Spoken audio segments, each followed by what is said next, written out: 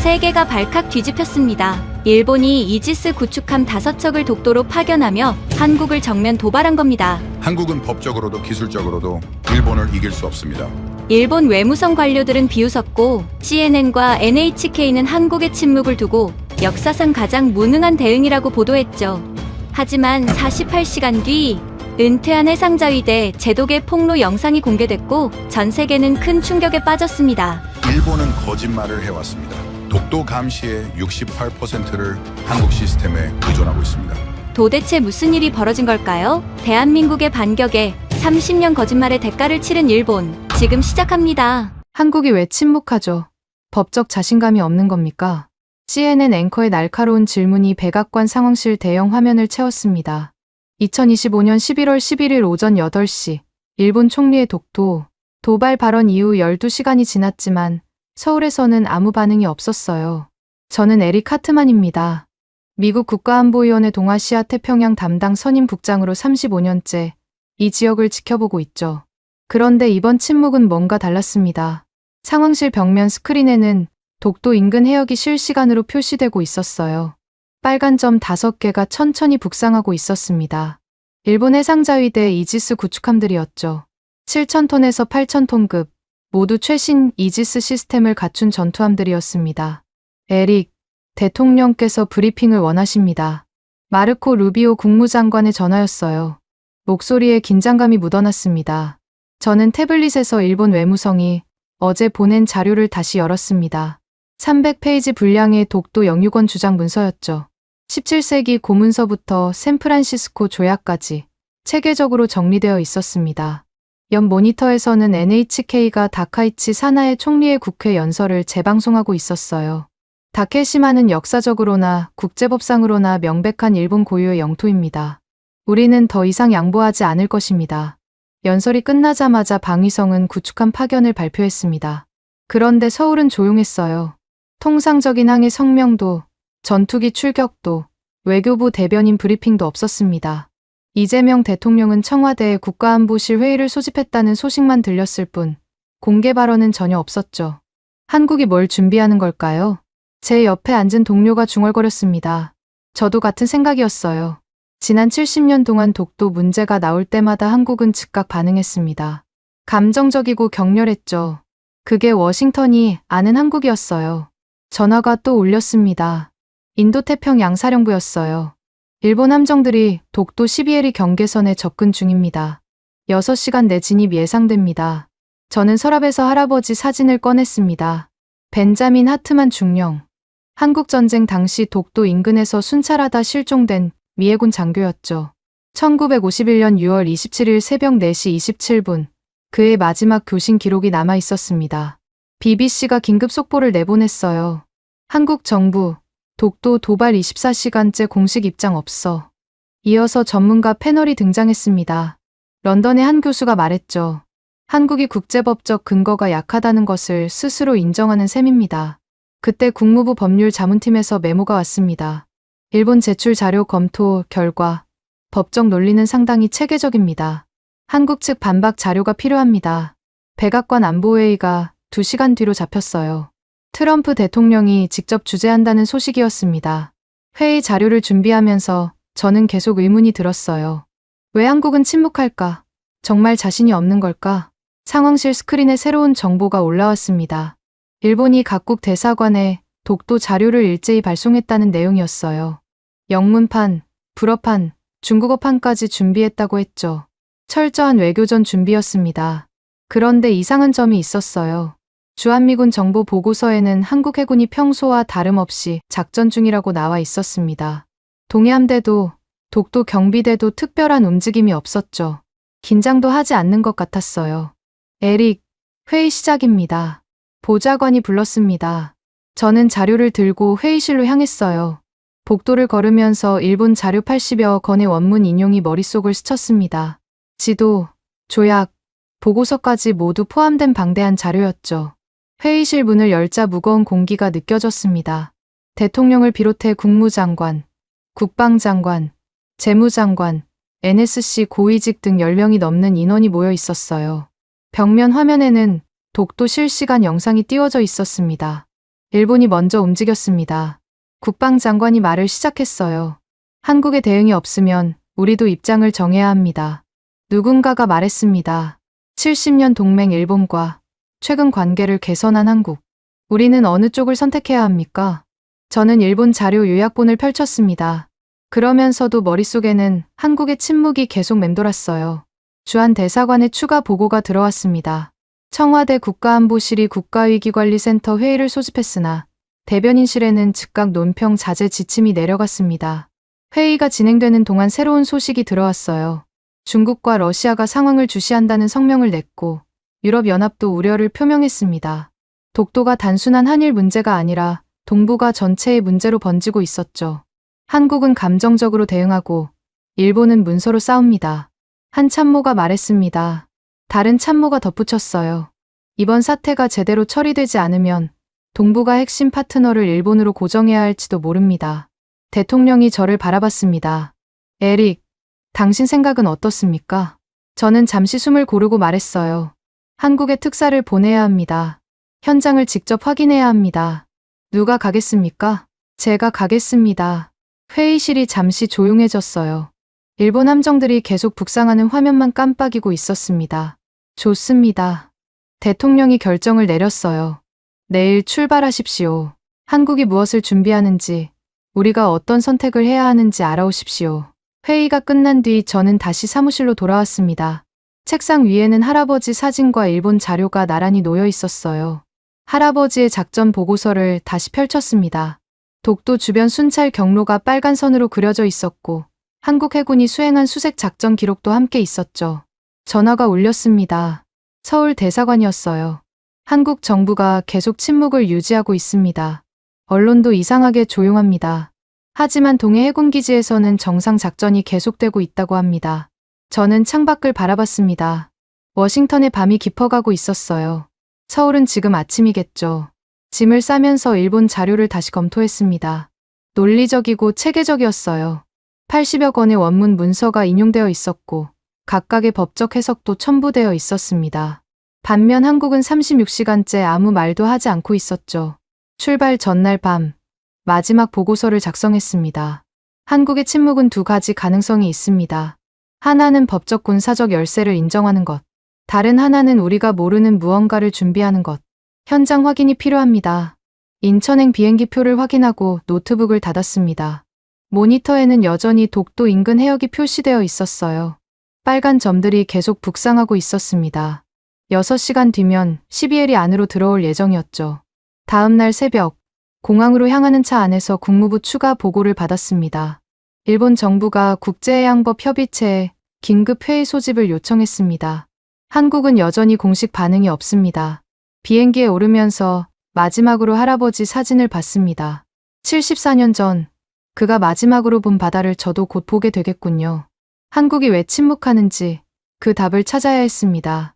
워싱턴으로 돌아온 저는 곧바로 국무부 건물 6층 사무실로 향했습니다. 책상 위에는 일본 외무성이 보낸 300페이지 자료가 그대로 놓여 있었어요. 겉표지에 다케시마 역사적 법적 증거라는 제목이 금박으로 인쇄되어 있었죠. 저는 처음부터 다시 읽기 시작했습니다. 17세기 문서부터 시작했어요. 일본 막부가 울릉도와 독도 어업권을 인정했다는 고문서, 메이지 시대 지도, 그리고 결정적으로 샌프란시스코 조약 최종안까지 80여 건의 원문이 빼곡히 인용되어 있었습니다. 각 문서마다 영어 번역과 함께 법적 해석이 첨부되어 있었죠. 특히 눈에 띄는 건 1952년 미 국무부 딘 러스크 서한이었습니다. 독도는 한국이 영유권을 주장했으나 일본 영토로 인정된다는 문장이 형광펜으로 강조되어 있었어요. 저는 그 페이지를 여러 번 읽었습니다. 에릭, 법률팀 검토 결과입니다. 국무부 아시아 담당 법률 자문관이 들어왔어요. 그녀는 두꺼운 파일을 내밀었습니다. 일본 자료를 우리 문서와 대조해봤습니다. 상당히 정교하게 준비했네요. 법적 논리는 탄탄합니다. 저는 메모를 시작했어요. 독도 관련 미국 입장 역사적 중립 유지. 그러나 일본 자료가 더 체계적. 펜을 놓고 한숨을 쉬었습니다. 35년간 이 지역을 봐왔지만 이렇게 완벽하게 준비된 자료는 처음이었어요. 전화가 울렸습니다. 백악관 안보회에 오후 3시로 앞당겨졌습니다. 서둘러 회의 자료를 정리했어요. 일본 측 80여 건의 원문 인용, 지도 12장, 조약문 23건. 모두 디지털화되어 있었고 각국 언어로 번역되어 있었죠. 반면 한국 측 자료는 아직 아무것도 없었습니다. 회의실로 가는 길에 동료를 만났어요. 한국이 왜 가만히 있을까요? 그가 물었습니다. 저는 어깨를 으쓱했죠. 모르겠습니다. 보통이라면 벌써 난리가 났을 텐데요. 백악관 서쪽 건물 상황실에 들어서자 이미 여러 명이 모여 있었습니다. 대통령, 국무장관, 국방장관, 재무장관, 합참의장, NSC 보좌관 등 10명이 넘었어요. 벽면 대형 스크린에는 동해 상황이 실시간으로 표시되고 있었죠. 시작하겠습니다. 트럼프 대통령이 말했어요. 일본이 움직였습니다. 한국은 침묵하고 있고요. 우리의 선택은? 국방장관이 먼저 발언했습니다. 군사적 관점에서 일본은 오랜 동맹입니다. 주일미군 기지는 우리의 핵심 자산이죠. 하지만 한국도 중요합니다. 주한미군 28,000명이 있습니다. 재무장관이 끼어들었어요. 경제적으로는 일본이 압도적입니다. GDP 규모, 기술력, 투자 규모 모두요. 한국도 성장했지만 아직 차이가 있죠. 그때 국무부 법률자문팀장이 일어섰습니다. 미국 국무부 내부 법률 검토 메모를 완성했습니다. 그녀가 문서를 펼쳤어요. 역사적 문서와 국제법 해석상 일본 측 주장이 더 설득력 있다는 잠정 결론입니다.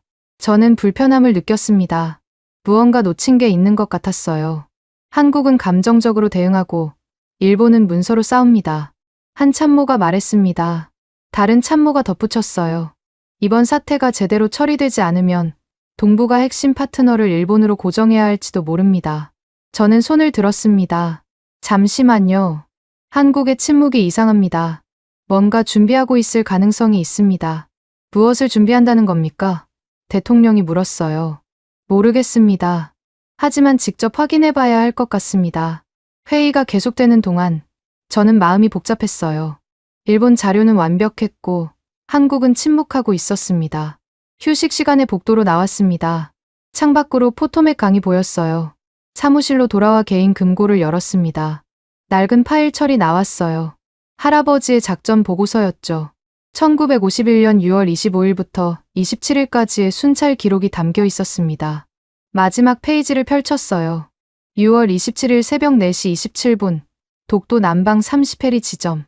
북한 잠수정으로 추정되는 물체 발견. 추적 중 통신 두절. 그 아래 한국 해군의 수색 작전 보고서가 첨부되어 있었습니다. 놀라운 건 한국 해군의 세밀한 기록이었어요. 수색에 참여한 함정 이름, 인원, 시간, 해역까지 모두 적혀 있었죠. 미 해군 벤자민 하트만 중령은 대한민국의 자유를 위해 싸우다 실종되었다. 우리는 그를 영원히 기억할 것이다. 라는 문장이 보고서 끝에 적혀 있었습니다. 회의실로 돌아가는 길에 마르코 루비오 국무장관을 만났습니다. 에릭, 당신이 한국에 가는 게 좋겠어요. 현장을 직접 봐야 합니다. 저도 그렇게 생각합니다. 회의가 재개되었어요. 대통령이 결론을 내렸습니다. 에릭 하트만을 특사로 한국에 파견합니다. 한국이 무엇을 준비하는지, 우리가 어떤 결정을 내려야 하는지 파악해 오십시오.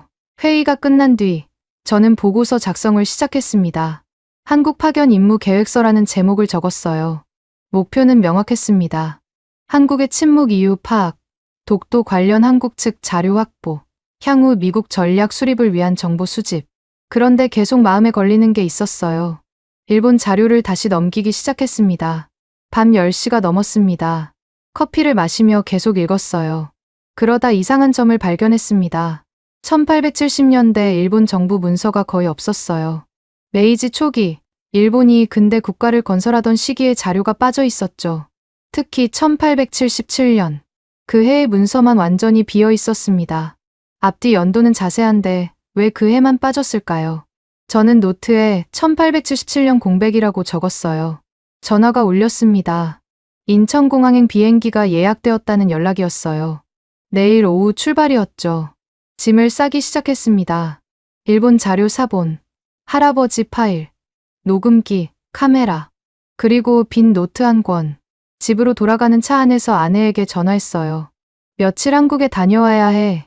조심해요. 뉴스 보니까 상황이 심각하던데. 걱정 마. 외교 임무야. 하지만 저도 불안했습니다. 35년 경험으로도 이번 상황은 예측하기 어려웠어요. 한국의 침묵, 일본의 자신감, 그리고 우리의 선택. 집에 도착해 짐을 마저 챙겼습니다. 할아버지 사진을 가방에 넣었어요. 어쩌면 독도에 갈 수도 있을 것 같았거든요. 새벽 2시, 마지막으로 일본 자료를 검토했습니다. 그리고 한국 정부의 침묵에 대한 언론 보도를 확인했어요. CNN, BBC, NHK 모두 한국의 무대응을 비판하고 있었죠. 한국, 법적 근거 부족 자인하나 같은 제목들이 넘쳐났습니다. 저는 노트에 몇 가지 가능성을 적었습니다. 첫째, 정말로 법적 근거가 약해서 침묵한다. 둘째, 시간을 벌며 뭔가를 준비한다. 셋째, 우리가 모르는 카드가 있다. 출발 당일 아침, 국무부에서 최종 브리핑을 받았습니다. 일본이 국제해양법 협의체 회의를 공식 요청했습니다. 23개국이 참여 의사를 밝혔고요. 한국은 아직 답변이 없습니다. 한국 측 연락은 대통령실에서 에릭 국장님 도착을 기다린다고만 했습니다. 공항으로 가는 차 안에서 할아버지 파일을 다시 읽었습니다. 한국 해군이 작성한 수색 보고서가 얼마나 상세한지 새삼 놀랐어요. 날씨, 파도 높이, 수온까지 기록되어 있었죠. 비행기에 오르기 전 마지막으로 확인한 뉴스에서 일본 함정들이 독도 6해리까지 접근했다는 소식이 나왔습니다. 한국은 여전히 공식 반응이 없었고요. 좌석에 앉아 안전벨트를 매면서 저는 생각했습니다. 14시간 뒤면 인천에 도착할 것이고 그때부터 본격적인 임무가 시작될 것입니다. 일본의 완벽한 문서와 한국의 기이한 침묵 사이에서 진실을 찾아야 했죠. 비행기가 이륙했습니다. 창밖으로 워싱턴이 멀어져 갔어요. 태평양을 건너는 긴 비행이 시작되었습니다. 인천공항에 도착하자 김현준이 기다리고 있었습니다. 대통령실 해양안보 비서관이라고 자신을 소개했어요. 악수를 나누며 그의 표정을 살폈지만 별다른 감정을 읽을 수 없었습니다. 긴 비행 수고하셨습니다. 바로 동해로 가시죠. 기자들이 없었어요. 카메라도, 환영 행사도 없었습니다. 귀빈 통로를 빠르게 통과해 주차장으로 향했죠. 검은색 제네시스가 대기하고 있었습니다. 차에 오르자마자 김현준이 태블릿을 꺼냈어요. 화면을 잠깐 봤다가 다시 넣었습니다. 저는 묻고 싶었지만 참았어요. 그가 먼저 말하기를 기다렸죠. 서울을 거치지 않고 바로 동해 해군기지로 갑니다. 3시간 정도 걸릴 겁니다. 대통령실 브리핑은 언제 받을 수 있습니까? 나중에요. 먼저 보실 게 있습니다. 라디오를 켰더니 시사 프로그램이 나왔어요. 독도 도발 48시간이 지났지만 정부는 여전히 공식 입장을 내놓지 않고 있습니다. 전문가들은 이례적인 침묵이라고.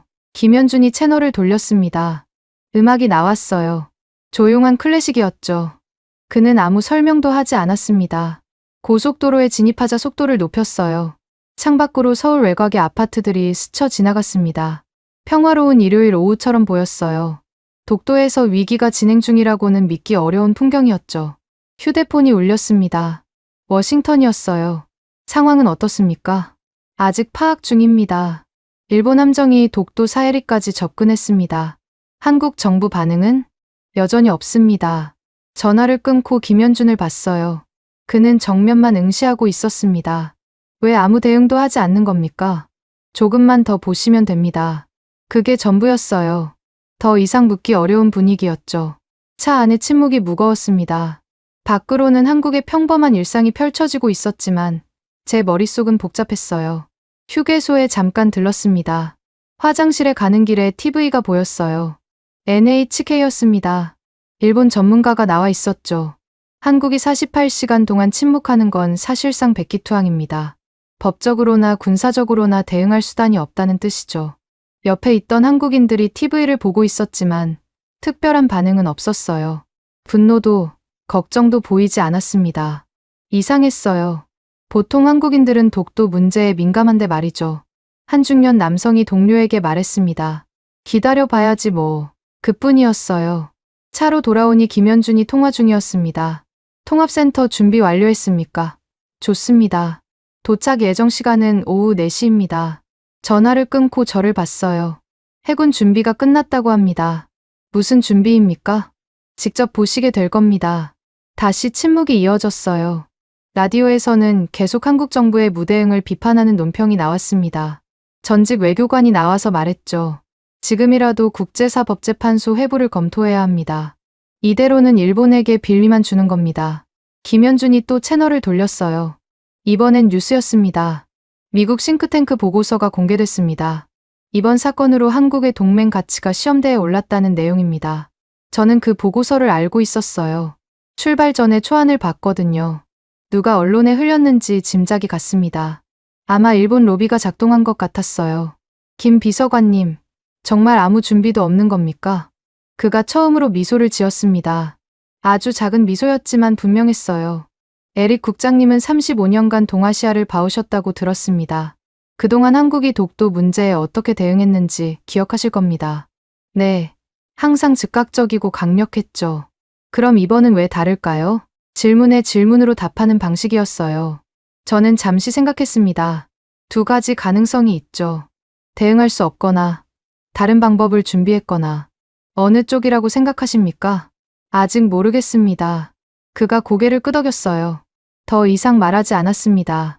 대신 태블릿을 다시 꺼내 뭔가를 확인했죠. 화면이 제게는 보이지 않았지만 복잡한 도표 같은 게 있는 것 같았어요. 동해에 가까워지자 풍경이 바뀌었어요. 산이 많아지고 터널을 여러 번 통과했습니다. 핸드폰 신호도 약해졌죠. 터널을 나올 때마다 바다가 조금씩 가까워지는 게 느껴졌습니다. 또 전화가 왔어요. 이번엔 도쿄 특파원이었습니다. 일본 외무성이 추가 자료를 배포했습니다. 500페이지 분량입니다. 각국 대사관에 직접 전달하고 있어요. 내용은 독도 관련 모든 역사 자료를 망라했다고 합니다. 고지도, 외교 문서, 국제법 해석까지요. 특히 1900년대 초반 자료가 많이 보강됐다고 합니다. 전화를 끊고 창밖을 봤습니다. 동해가 보이기 시작했어요. 잔잔한 바다였지만 저 너머 어딘가에 일본 구축함들이 있을 것입니다. 햇빛이 바다에 반사되어 반짝였어요. 평화로워 보였지만 긴장이 감돌았죠. 도착했습니다. 해군기지 정문이 나타났어요. 경계가 삼엄했습니다. 신분 확인을 3번이나 거쳤죠. 첫 번째 검문소에서 여권과 신분증을 확인했고 두 번째에서는 차량 하부를 검사했습니다. 마지막 검문소를 통과하자 회색 건물들이 보였습니다. 기지 안은 생각보다 넓었어요. 부두에는 구축함과 호위함들이 정박해 있었고 멀리 잠수함 도크도 보였습니다. 병사들이 분주하게 움직이고 있었지만 특별히 긴급한 모습은 아니었어요. 평소 훈련하는 것처럼 보였죠. 저기가 통합감시센터입니다. 거대한 콘크리트 건물이었어요. 위성 안테나와 레이더가 지붕에 설치되어 있었죠. 건물 자체가 요새처럼 보였습니다. 입구에 해군 대령이 기다리고 있었습니다. 이준혁 대령입니다. 통합감시센터를 책임지고 있습니다. 악수를 나눴어요. 그의 손은 단단했습니다. 40대 중반쯤 되어 보였고 눈빛이 날카로웠어요. 먼저 뭘 보여드릴까요? 일본 함정들의 위치부터요. 그것보다 먼저 보실 게 있습니다. 따라오세요. 건물로 들어서자 보안 검색대가 나타났어요. 생체 인식 시스템이었습니다. 홍채와 지문을 스캔했죠. 방문자 배지를 받았는데 티읍 SQ에 표시가 되어 있었어요. 엘리베이터를 탔어요. 지하로 내려가는 것 같았습니다. 층수 표시가 B1, B2, B3로 바뀌었어요. 30초쯤 지났을까요? 문이 열렸습니다. 거대한 공간이 나타났어요. 천장이 10m는 되어 보였고 벽면 전체가 모니터로 덮여 있었습니다. 수십 명의 요원들이 콘솔 앞에 앉아 있었죠. 헤드셋을 끼고 조용히 데이터를 주고받고 있었어요. 중앙 대형 스크린에는 동해 전체가 3D로 표시되어 있었습니다. 여기가 대한민국 해양 감시의 심장입니다. 이준혁 대령이 말했어요. 화면을 가리켰습니다. 실시간으로 동해, 서해, 남해를 모니터링합니다.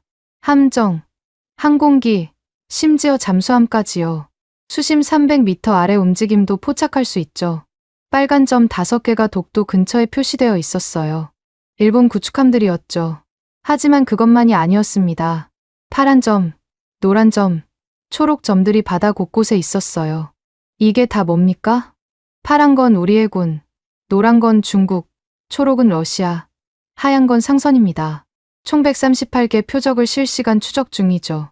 그리고 그가 버튼을 눌렀어요. 화면이 바뀌었습니다. 시간이 거꾸로 흐르기 시작했죠. 하루 전, 이틀 전, 일주일 전, 한 달 전. 각 함정의 궤적이 선으로 나타났어요. 복잡한 그물처럼 바다를 가로지르고 있었습니다. 지난 5년간 독도 주변 모든 함정의 움직임입니다. 데이터베이스에 모두 저장되어 있죠. 일본 함정들의 패턴이 보였어요.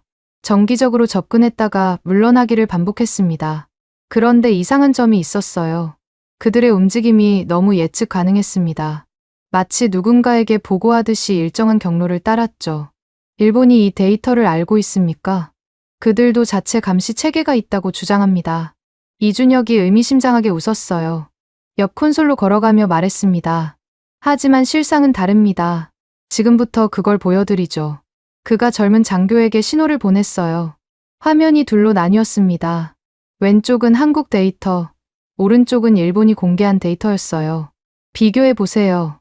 일본 데이터에는 뭔가 빠져있지 않습니까? 자세히 보니 그랬습니다. 일본 데이터는 듬성듬성했어요. 특히 잠수함 움직임이나 소형 선박 정보가 거의 없었죠. 김현준이 말을 이었습니다. 일본이 모르는 게 많습니다. 특히 우리가 그들에게 얼마나 많은 정보를 제공해왔는지도 모르죠. 이준혁 대령이 콘솔 앞에 서서 키보드를 두드렸습니다. 화면에 새로운 창이 떴어요. 한국해양 데이터 제공 현황이라는 제목이 보였죠.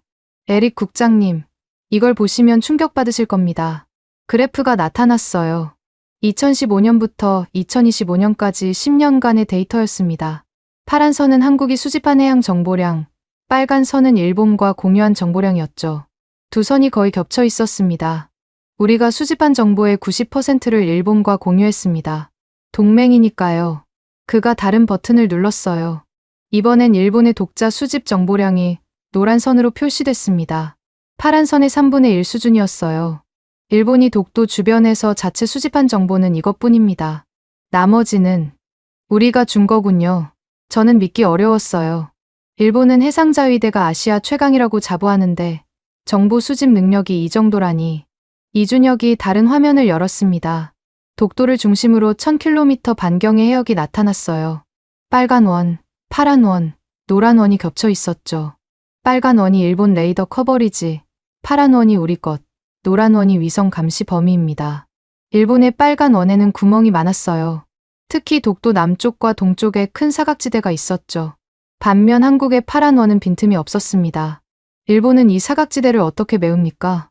우리 데이터를 받아서 메웁니다. 정확히 말하면 68%를 우리에게 의존하고 있죠. 68%. 저는 그 숫자를 노트에 적었어요.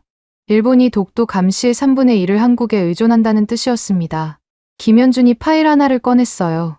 한미연합해양감시 평가 보고서입니다. 작년에 펜타곤과 함께 작성했죠. 비밀 표시가 된 문서였어요.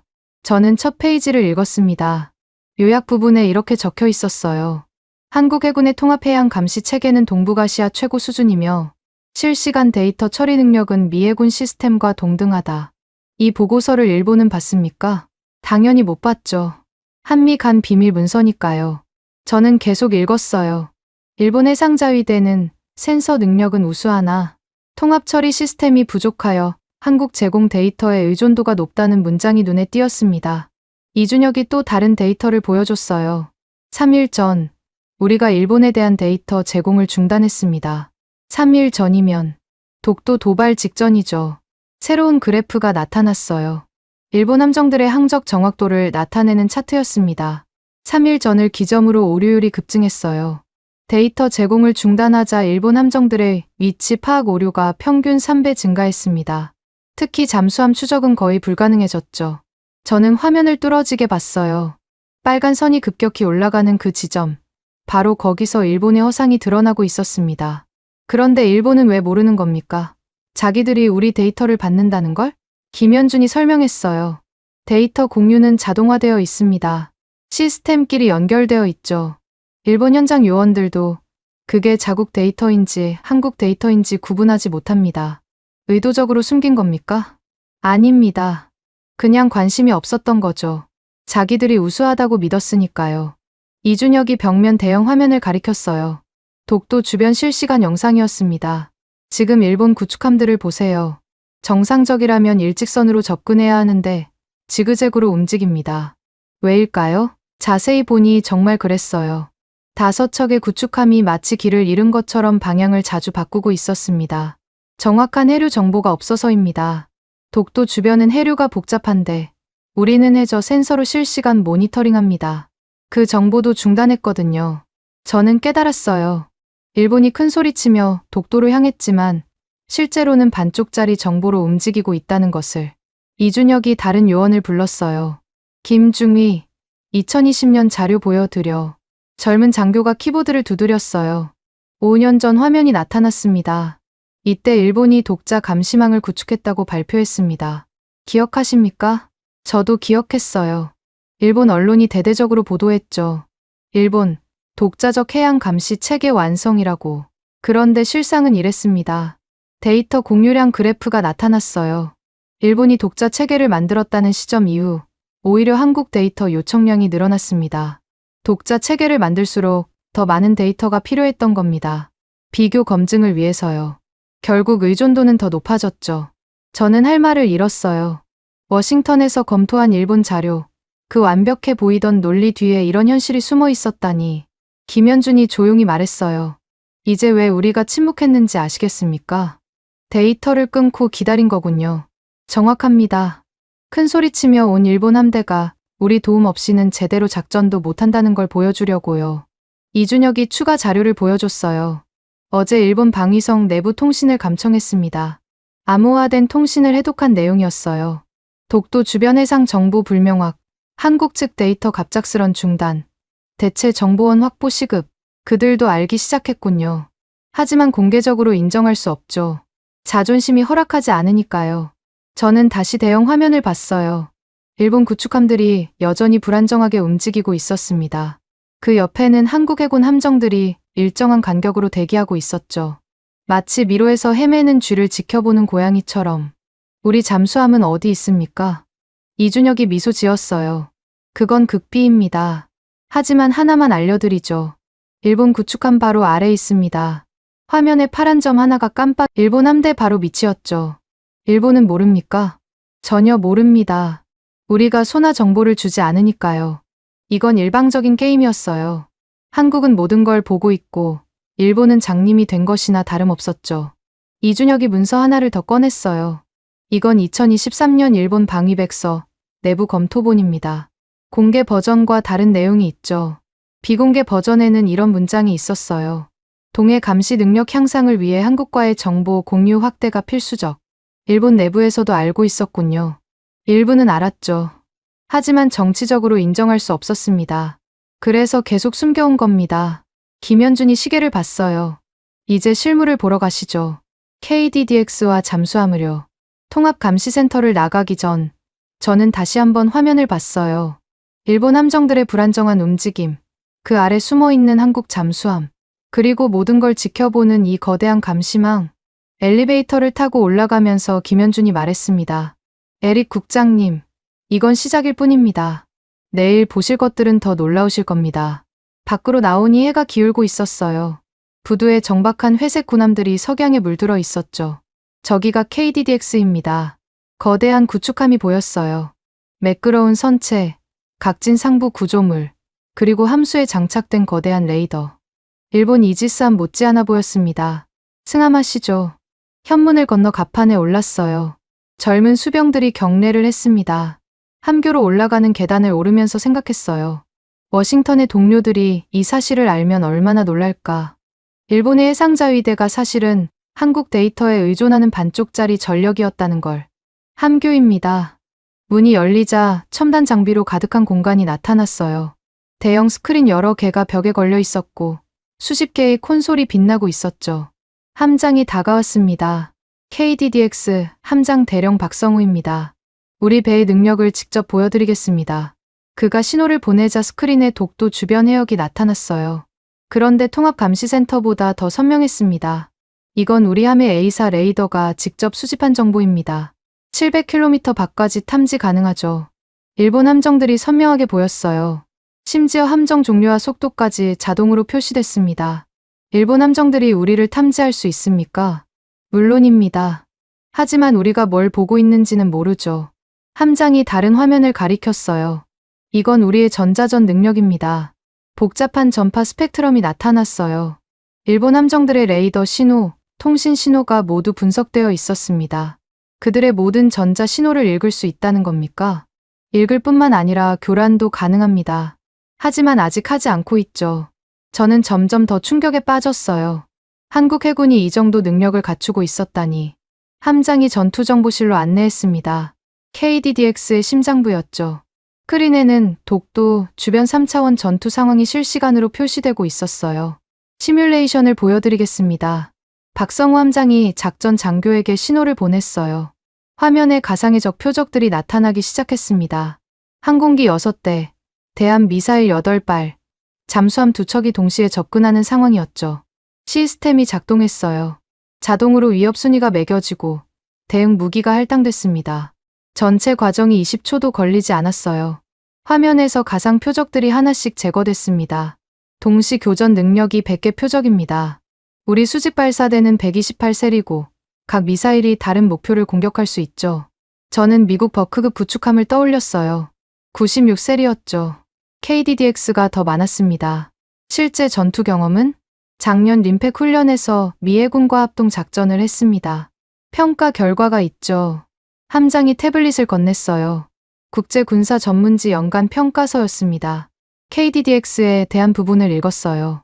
한국 KDDX는 동급 구축함 중 최상위 수준, 특히 통합 전투 체계는 미 이지스와 동등하거나 일부 영역에서 능가한다. 배수량은 얼마나 됩니까? 7,600톤입니다. 일본 아타고급과 비슷하죠. 하지만 시스템은 더 새롭습니다. 이준혁 대령이 끼어들었어요. 이제 잠수함을 보러 가시죠. 더 놀라실 겁니다. KDDX에서 내려와 잠수함 도크로 향했습니다. 거대한 검은 물체가 물 위에 떠 있었어요. 빛을 거의 반사하지 않는 특수 도료로 칠해져 있었죠. 고래급 잠수함입니다. 리튬이온 배터리를 사용하는 최신함이죠. 잠수함 함장이 맞이했어요. 중령 최민수입니다. 함내를 안내하겠습니다.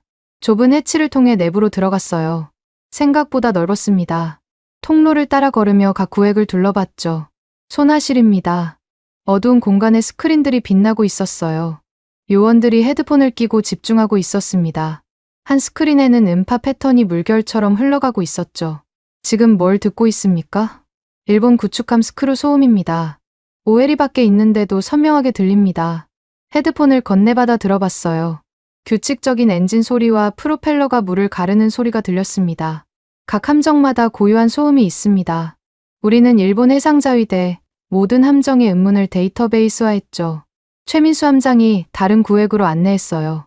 추진 체계실입니다. 거대한 리튬이온 배터리 뱅크가 늘어서 있었어요. 자망 지속 시간은 2주일입니다. 디젤 잠수함의 3배죠. 소음은 40% 수준이고요. 믿기 어려운 성능이었어요. 미 해군도 아직 디젤 잠수함을 운용하지 않는데 한국은 이미 리튬이온까지 발전시켰다니. 실제 작전에서 일본 함정을 추적한 적이 늘 하고 있습니다. 그들은 전혀 모르고요. 최 함장이 화면 하나를 보여줬어요. 지난 한 달간 일본 잠수함 추적 기록이었습니다. 일본 소류급 잠수함이 독도 남방을 정기 순찰합니다. 매주 화요일과 금요일, 거의 같은 시간에요. 그들도 우리를 추적하지 않습니까? 시도는 하죠. 하지만 우리가 먼저 발견합니다. 소음이 우리보다 크거든요. 다시 손화실로 돌아갔어요. 이번엔 다른 소리가 들렸습니다. 더 작고 불규칙한 소음이었죠. 중국 잠수함입니다. 200캐리밖에 있지만 추적 중이죠. 200캐리나요? 우리 소나 성능이 그 정도입니다. 물론 해저 지형과 수온에 따라 달라지지만요. 김현준이 시계를 봤어요. 모의 작전을 보여드릴까요? 잠수함 전투 지휘소로 이동했습니다. 함장이 명령을 내렸어요. 모의 표적, 방위 영사명, 거리 일형 해리, 깊이 100m로 설정. 화면에 가상적 잠수함이 나타났어요. 어뢰 발사 시뮬레이션 시작. 콘솔 앞에 요원들이 빠르게 움직였어요. 표적 분석, 어뢰 설정, 발사 각도 계산이 순식간에 이뤄졌습니다. 1번, 2번 어뢰 발사 준비 완료. 발사, 화면에서 어뢰 2발이 표적을 향해 움직였어요. 지그재그로 회피 기동하는 적 잠수함을 정확히 추적했습니다. 명중까지 3분 40초. 실전이라면 생존 가능성은 제로입니다. 최 함장이 자랑스럽게 말했어요. 저는 이 작은 공간에서 느껴지는 전문성과 자신감에 압도됐습니다. 밖으로 나와 다시 부두에 섰어요. 해가 완전히 졌고 함정들의 불이 켜지기 시작했습니다. 이준혁이 말했어요. 에릭 국장님, 한 가지 더 보여드릴 게 있습니다. 다시 통합감시센터로 들어갔어요. 이번엔 다른 층이었습니다. 더 작은 공간이었지만 보안이 더 삼엄했죠. 여기는 극비구역입니다. 미국 정부 관계자도 처음 공개하는 거예요. 문이 열리자 벽 하나가 거대한 화면으로 되어 있는 방이 나타났어요. 화면에는 동북아시아 전체 지도가 있었습니다. 이게 뭡니까? 통합해양 예측 시스템입니다. AI를 활용해서 72시간 후까지 모든 함정의 움직임을 예측합니다. 화면에서 시뮬레이션이 시작됐어요. 현재 위치한 모든 함정이 앞으로 어떻게 움직일지 예상 경로가 선으로 나타났습니다. 정확도는 89%입니다. 일본 함정의 경우 93%까지 올라가요. 패턴이 단순하거든요. 일본 구축함 5척의 예상 경로를 봤어요. 6시간 후 독도 3해리까지 접근했다가 선회하는 것으로 예측됐습니다. 왜 선회합니까? 연료와 보급 문제죠. 그리고 우리 잠수함이 부상할 위치가 바로 거기거든요. 예측 화면에서 파란 점 하나가 일본 함대 진로 정면에 나타났어요. 일본이 알면 피하지 않을까요? 모르니까 못 피하죠. 그리고 설령 안다요. 우리가 그들의 회피를 예측합니다. 체스처럼요. 저는 충격에 빠졌어요. 이건 단순한 군사력이 아니었습니다. 정보와 예측, 기술이 결합된 새로운 형태의 해양 지배력이었죠. 김현준이 정리했어요. 에릭 국장님, 일본은 하드웨어는 있지만 소프트웨어가 없습니다. 배는 있지만 눈과 귀가 없죠. 우리는 그 반대입니다. 그리고 이제 하드웨어마저 그들과 대등합니다. 그런데 왜 이걸 공개하지 않았습니까? 필요 없었으니까요. 조용히 지켜만 봐도 충분했습니다. 하지만 이번엔 다릅니다. 이준혁이 마지막 자료를 보여줬어요.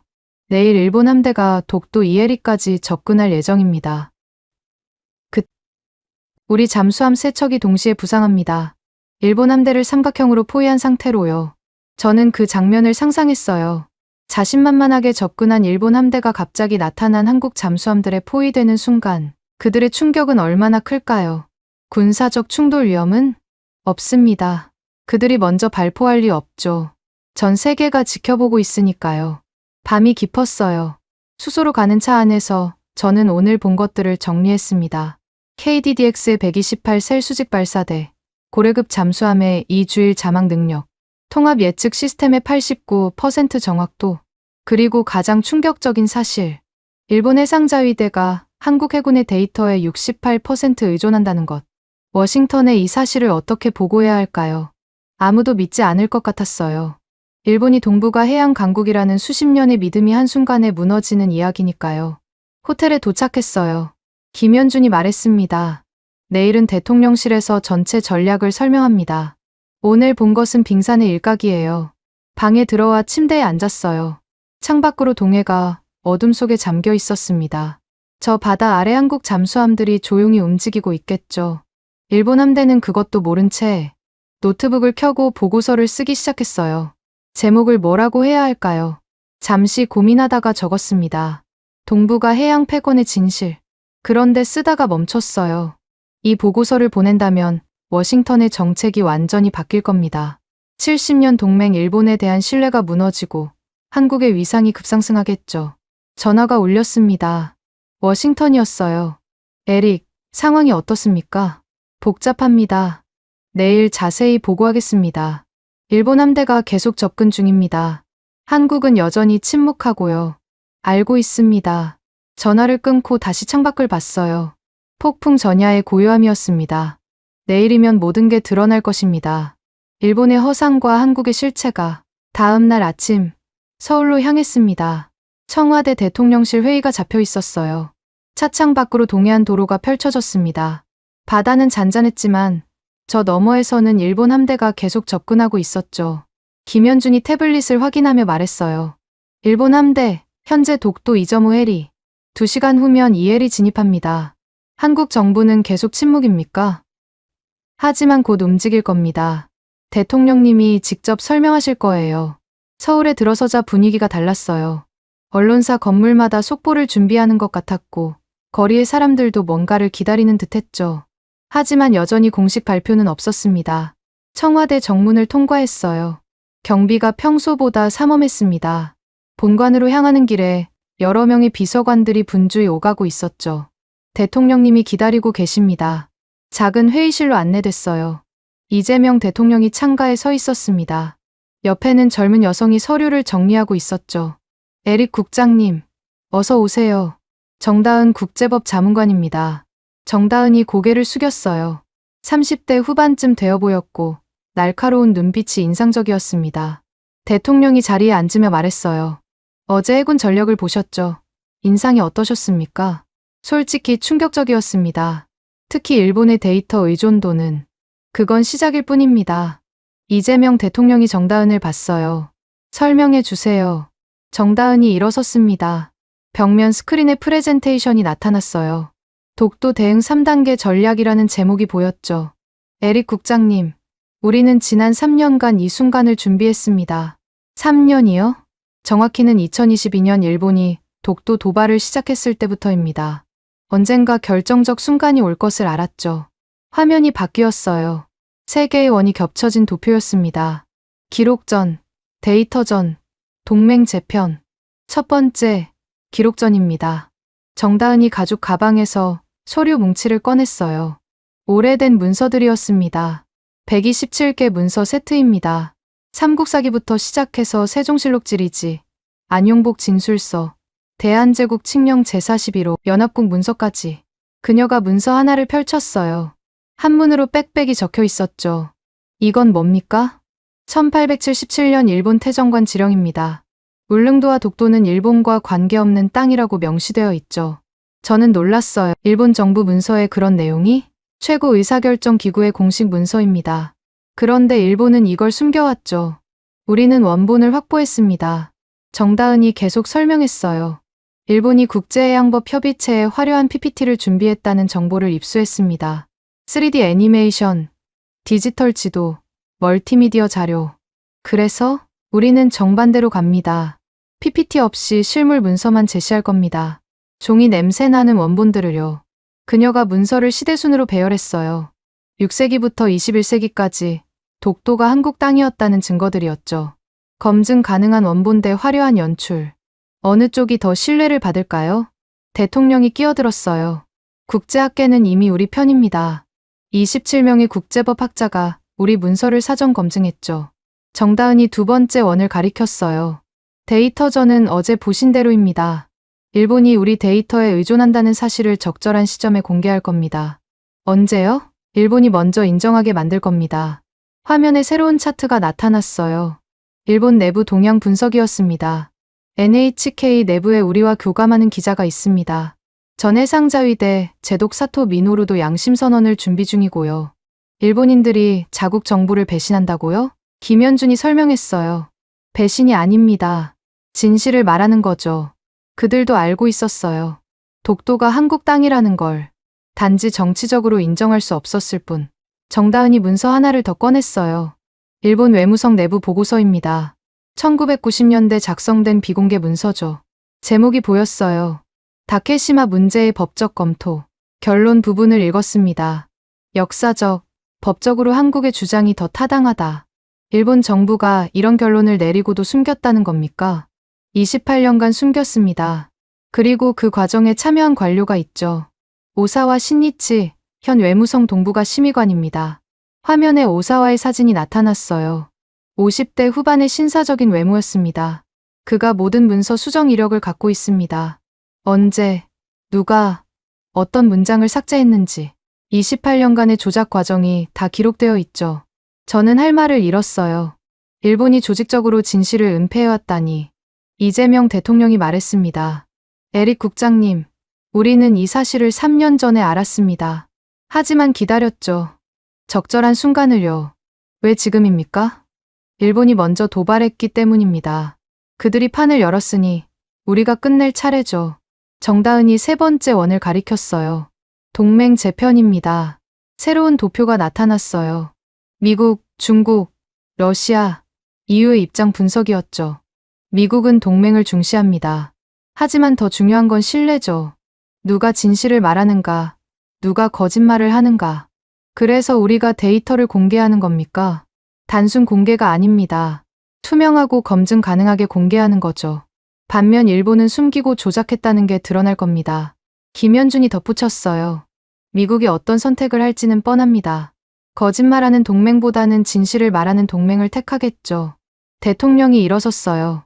창가로 걸어가며 말했습니다. 에릭 국장님, 전쟁은 총과 폭탄으로만 하는 게 아닙니다. 21세기 전쟁은 정보와 신뢰로 합니다. 그래서 침묵했던 겁니까? 소리 지르면 감정 싸움이 됩니다. 하지만 조용히 증거를 제시하면 법정이 되죠. 우리는 국제사회라는 법정에서 일본을 심판받게 할 겁니다. 정다은이 마지막 문서를 보여줬어요. UN 표결 시나리오였습니다. 국제해양법 협의체 회의가 사흘 후입니다. 23개국이 참여하죠. 우리는 거기서 127개 문서를 공개할 겁니다. 일본은 PPT를 보여주겠죠. 화려하지만 실체 없는. 회의실이 잠시 조용해졌어요. 저는 이 거대한 전략의 정교함에 압도됐습니다. 김현준이 시계를 봤어요. 일본 함대가 독도 1.5 해리까지 접근했습니다. 30분 후 우리 잠수함이 부상합니다. 대통령이 저를 봤어요. 에릭 국장님, 미국에 전해주세요. 한국은 감정적인 나라가 아니라고. 우리는 기록하고 준비하고 기다릴 줄 아는 나라라고. 정다은이 서류를 정리하며 말했어요. 그리고 한 가지 더. 우리는 이긴 후에도 일본을 망신주지 않을 겁니다. 무슨 뜻입니까? 품격 있는 승리를 할 거라는 뜻입니다. 일본이 잘못을 인정하면 우리는 손을 내밀 겁니다. 경제 협력도 하고 기술 교류도 하죠. 왜요? 그들이 거짓말했는데. 이재명 대통령이 답했어요. 이웃은 선택할 수 없으니까요. 일본과는 영원히 이웃으로 살아야 합니다. 그러니 적으로 만들기보다는 제대로 된 이웃으로 만드는 게 낫죠. 저는 깊은 인상을 받았어요. 이건 단순한 영토 분쟁이 아니었습니다. 동북아 질서 자체를 재편하는 대전략이었죠. 전화가 울렸어요. 해군 작전사령부였습니다. 잠수함 부상 준비 완료. 5분 후 실행합니다. 대통령이 벽면 스크린을 켰어요. 독도 주변 해역이 실시간으로 나타났습니다. 일본 구축함 5척이 보였죠. 지켜보세요. 역사적 순간입니다. 화면에서 뭔가 변화가 일어났어요. 일본 함대 주변 3곳에서 동시에 물보라가 일었습니다. 검은 거대한 물체가 수면 위로 솟아올랐죠. 한국 잠수함 3척이었습니다. 일본 함대가 급히 진로를 바꿨어요. 당황한 게 화면으로도 보였습니다. 정다은이 조용히 말했어요. 이제 시작입니다. 일본은 자신들이 포위됐다는 걸 깨달았을 겁니다. 물리적으로도 정보적으로도. 김현준이 또 다른 정보를 전했어요. NHK에서 곧 특별 방송을 시작합니다. 사토 제독 인터뷰입니다. 내용은 일본 해군이 한국 데이터에 의존해왔다는 고백입니다. 저는 창밖을 봤어요. 서울의 하늘은 맑았습니다. 하지만 곧 폭풍이 시작될 것 같았어요. 외교적 폭풍, 그리고 진실의 폭풍이. 대통령이 마지막으로 말했어요. 에릭 국장님, 당신의 할아버지도 이 바다를 지키려 했습니다. 74년이 지났지만 우리는 아직도 기억하고 있어요. 어떻게 아십니까? 독도 수비대 기록에 있습니다. 벤자민 하트만 중령, 1951년 6월 27일 독도 인근에서 실종. 우리는 모든 걸 기록합니다. 저는 가슴이 뭉클했어요. 한국은 정말 기억하는 나라였습니다. 정다은이 가방을 들고 일어섰어요. 국제해양법 회의 준비를 해야 합니다. 127개 문서를 하나씩 점검해야 하거든요. 회의가 끝났어요. 저는 청와대를 나오며 생각했습니다. 워싱턴에 뭐라고 보고해야 할까? 한국은 우리가 아는 그 나라가 아니다라고 시작해야 할 것 같았어요. 국제해양법 협의체 긴급회의가 열리는 제네바. 저는 새벽부터 회의장으로 향했습니다. 23개국 대표단이 속속 도착하고 있었어요. 복도에서 일본 대표단을 봤습니다.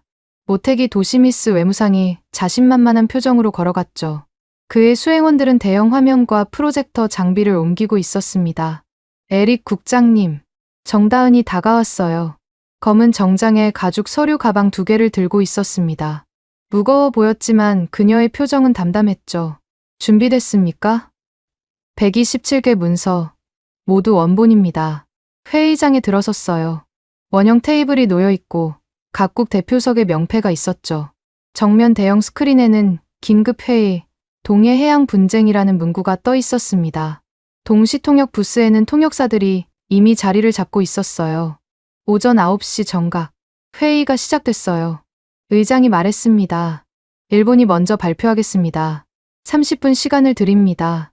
모태기 외무상이 일어섰어요.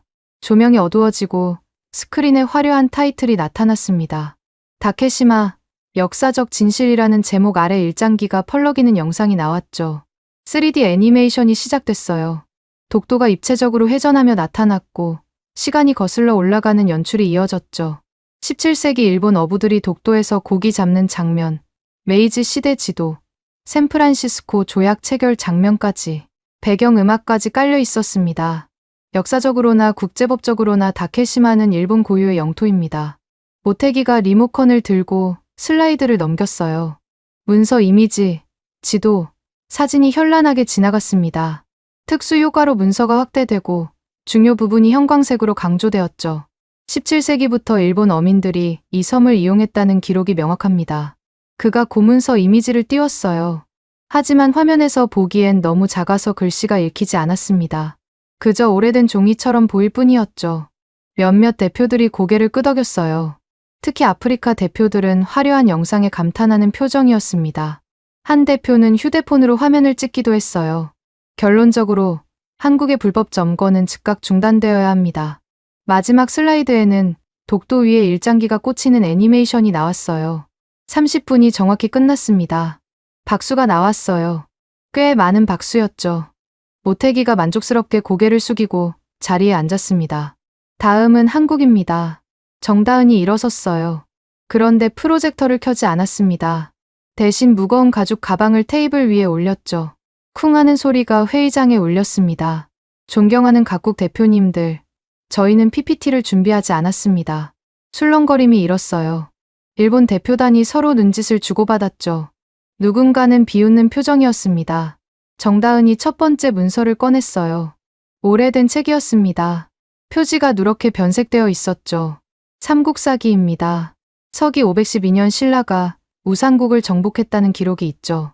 우산국은 울릉도와 독도를 포함합니다. 그녀가 조심스럽게 책을 펼쳤어요. 장갑을 낀 손으로 한 장 한 장 넘기다가 특정 페이지에서 멈췄습니다. 한문 원문이었지만 영어 번역본을 함께 준비해 각국 대표들에게 돌렸죠. 이 책은 삼국의 역사를 기록한 정사입니다. 1300년이 넘는 기록이죠. 두 번째 문서를 꺼냈어요.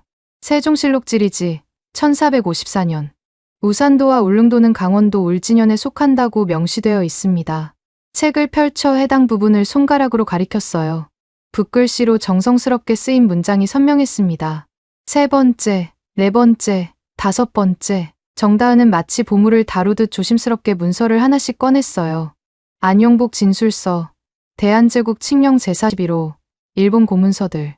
각 문서마다 언제, 누가, 왜 작성했는지 설명했습니다. 그리고 이것.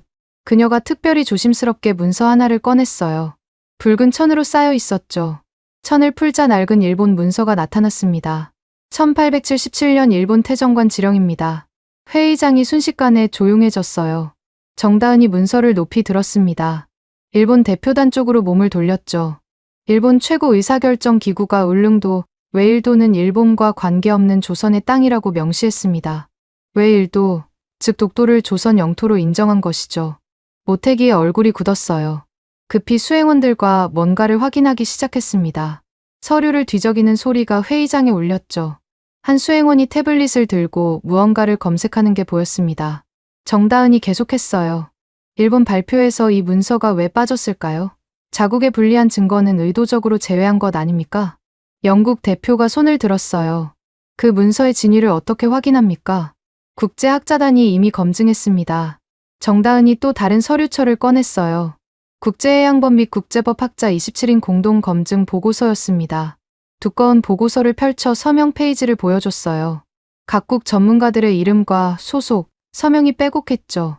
10개국 27명의 전문가가 우리 문서를 모두 검증했습니다. 탄소 연대 측정, 종이 재질 분석, 필체 감정까지 완료했죠. 결론은 명확합니다.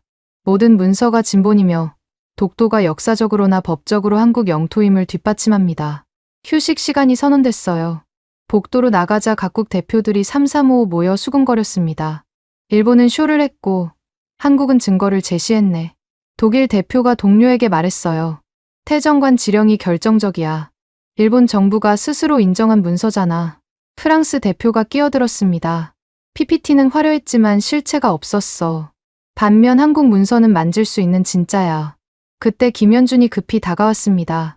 NHK 속보입니다. 지금 바로 보셔야 합니다. 휴대폰 화면을 보여줬어요. 생방송이 진행 중이었습니다. 스튜디오에 앉은 앵커 옆에 한 노인이 있었어요. 전 해상자위대 제독 사토 미노루였습니다. 저는 30년간 해상자위대에서 복무했습니다. 그리고 이제 진실을 말해야 할 때가 왔다고 생각합니다. 사토가 깊은 숨을 들이쉬고 말했어요. 그의 손이 미세하게 떨리고 있었습니다. 일본 해상자위대는 독도 주변 감시에서 한국 해군 데이터의 68% 의존해왔습니다. 우리 독자 능력은 30%에 불과합니다. 복도에 있던 사람들이 모두 김현준의 휴대폰 주위로 모여들었어요. 일본 대표단이 있는 쪽에서 소란이 일었습니다. 모태기가 전화기를 들고 누군가와 격렬하게 통화하기 시작했죠. 일본어로 소리치는 게 멀리서도 들렸습니다. 사토가 계속했어요. 이 사실은 방위성 내부 보고서에 명시되어 있습니다.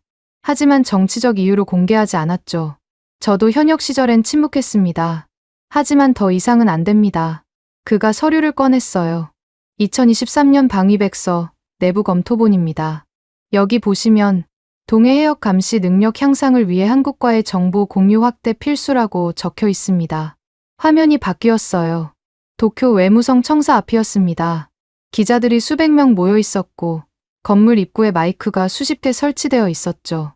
한 남자가 천천히 걸어 나왔습니다. 저는 오사와 신니치, 외무성 동부가 심의관입니다. 오사와가 큰 서류 뭉치를 들었어요. 손이 떨려서 서류가 바스락거렸습니다. 저는 28년간 독도 관련 문서를 다뤘습니다. 그리고 그 과정에서 불리한 내용을 삭제하고 수정했습니다. 양심이 견딜 수 없어 이제 고백합니다. 기자들이 술렁거렸어요. 카메라 플래시가 터졌습니다. 오사와가 서류를 한 장 한 장 펼쳤어요. 1993년 외무성 내부 검토에서 독도는 역사적으로 한국 영토가 명백하다는 결론이 나왔습니다. 하지만 상부 지시로 정반대 내용으로 바꿔 발표했죠. 그가 눈물을 닦았어요. 여기 수정 이력이 다 있습니다. 언제, 누가, 어떤 문장을 바꿨는지 28년간의 조작이 모두 기록되어 있습니다. 이어서 백발의 노인이 나타났어요. 전 외무성 차관이었습니다. 저도 알고 있었습니다. 독도가 한국 땅이라는 것을. 하지만 정치가 진실을 덮었습니다. 국민 여러분께 사죄드립니다. 회의장으로 돌아왔을 때 분위기가 완전히 바뀌어 있었어요.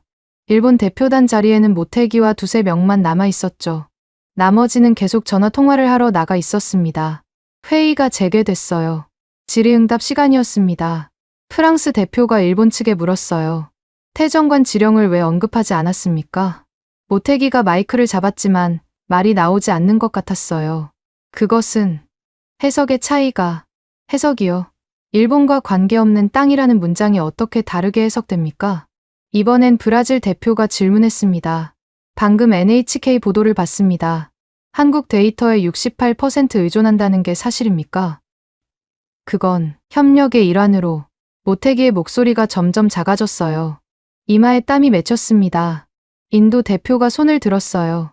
일본 외무성 관료가 문서를 조작했다고 고백했는데 이에 대한 입장은? 모태기가 대답하지 못했어요. 옆에 수행원이 뭔가 속삭였지만 그는 고개만 저었습니다. 정다은이 일어섰습니다. 우리는 127개 문서를 모두 공개하겠습니다. 원본 열람도 가능합니다. 누구나 와서 직접 확인하세요. 종이의 감촉, 먹의 냄새, 세월의 흔적을 직접 느껴보시기 바랍니다. 그녀가 문서들을 하나씩 테이블에 펼쳤어요.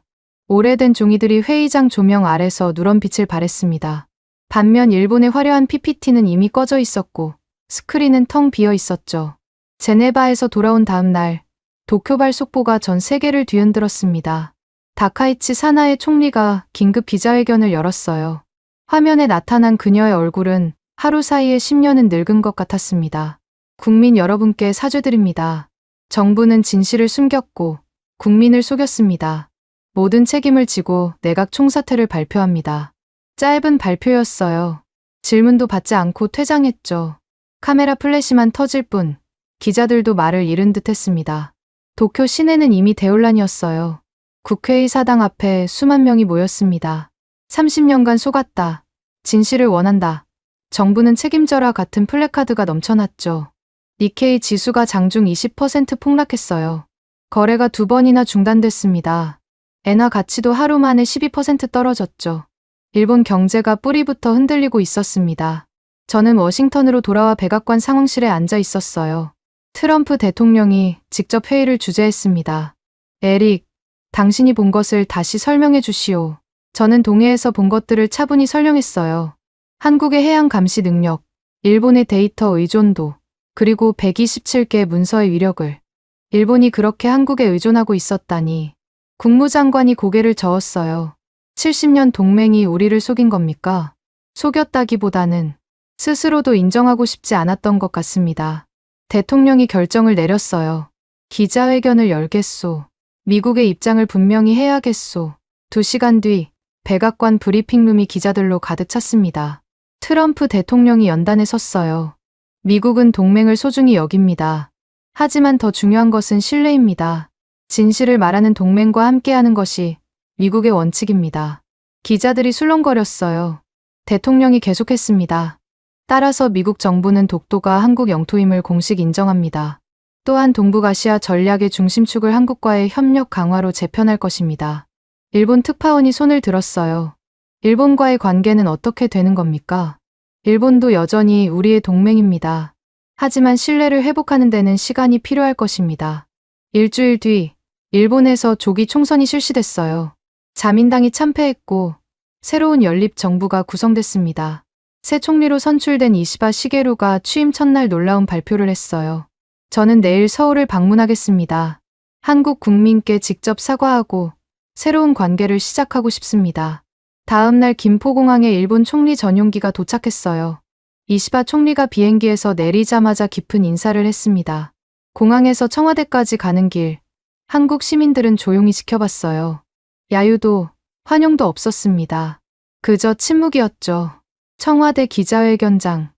이재명 대통령과 이시바 총리가 나란히 섰습니다. 이시바가 먼저 말했어요. 한국 국민 여러분께 진심으로 사과드립니다. 일본 정부는 독도에 대해 거짓을 말했고 역사를 왜곡했습니다. 독도는 한국 영토임을 인정합니다. 그가 아흔도로 허리를 숙였어요. 10초간 그 자세를 유지했습니다. 기자들의 카메라가 쉴 새 없이 터졌죠. 이재명 대통령이 말했습니다. 과거는 과거입니다. 중요한 것은 미래죠. 한국은 일본과 함께 새로운 미래를 만들어가길 원합니다. 놀랍게도 한국 정부는 어떤 보복 조치도 취하지 않았어요. 오히려 경제협력 방안을 제시했습니다. 일본 경제가 어려운 것을 알고 있습니다. 우리는 통화 스와프를 확대하고 기술 협력을 강화할 준비가 되어 있습니다. 일본 언론은 이를 한국의 대인배적 결정이라고 보도했어요. 시민들도 놀랐죠. 그토록 독도를 속였던 일본에게 손을 내미는 한국의 태도에 왜 보복하지 않느냐는 질문에 이재명 대통령은 이렇게 답했어요. 우리는 이웃을 선택할 수 없습니다. 일본과는 영원히 함께 살아가야 하죠. 그들을 벌주는 것보다 올바른 길로 인도하는 것이 더 중요합니다. 유엔 총회 특별 세션이 열렸어요. 독도 문제에 대한 국제사회의 입장을 묻는 표결이었죠. 저는 미국 대표단과 함께 참석했습니다. 표결 결과가 전광판에 나타났어요. 찬성 187, 반대 0, 기권 U, 압도적이었습니다. 전 세계가 한국의 손을 들어준 것이죠. 기권한 6개국도 일본의 동맹국들이 아니라 분쟁 지역 문제로 기권한 나라들이었습니다. 한국과 일본은 공동해양안전회의를 연 2회 정례화하기로 합의했어요. 첫 회의에서 일본은 한국의 해양 감시 데이터를 정식으로 요청했고 한국은 이를 수락했습니다. 대신 비용을 지불하고 출처를 명확히 표기하는 조건이었죠. 한 달 뒤 저는 특별한 초청을 받았어요. 독도 수비대 창설 기념식에 초대된 것입니다. 김현준이 직접 연락했어요. 에릭 국장님이 꼭 오셨으면 합니다. 특별한 이유가 있어요.